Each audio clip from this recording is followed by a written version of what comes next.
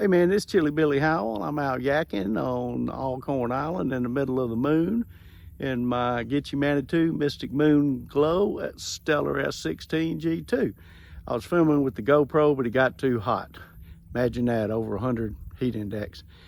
Anyway, I've been thinking about the Good Samaritan, so I'm gonna make this quick before my iPhone overheats. Madge and I went to St. Peter's Episcopal Church last Sunday, where we sometimes worship when we're in Oxford. And they had a visiting padre that spoke about the Good Samaritan, the importance of helping the broken, not being judgmental, not leaving things undone, and the Good Samaritan story. The Jews and the Samaritans kind of hated each other back in the day after the Soloman's reign, when your 10 tribes went north, your 2 tribes went south, Judah and Benjamin. Anyway, the Jews considered at the time the Samaritans as being unclean and unworthy. So the story is that a young man asked Jesus, "What must I do to be saved?"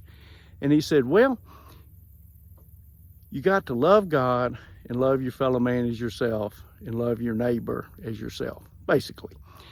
And the man said, "Well, who's my neighbor?" And Jesus told the story of the Good Samaritan. So a man was walking down, I think, from Jerusalem to Jericho. He got robbed, got his butt whooped, got beat up, left half dead. A priest walked by. He didn't help him. He walked on the other side of the road. A Levite walked by, did the same thing. And you got to remember, the priests were Levites. All Levites weren't priests. That's for another day. So anyway, they wouldn't even help him, even though they were supposed to be uber empathetic by nature of their position.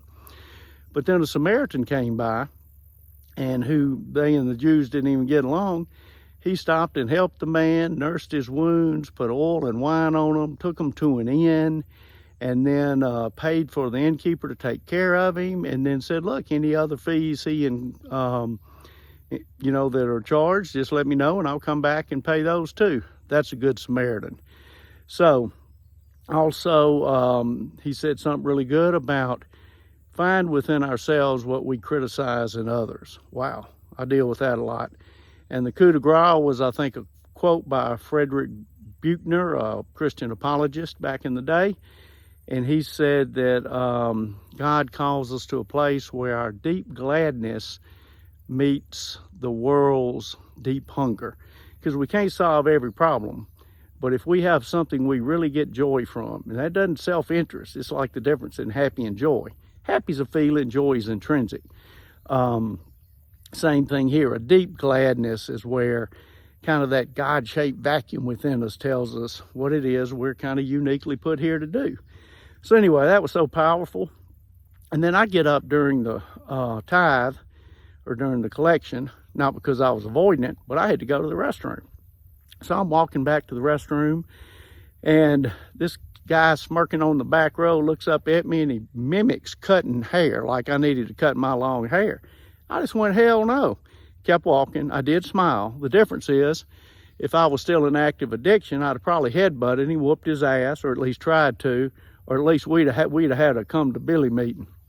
But I didn't do that.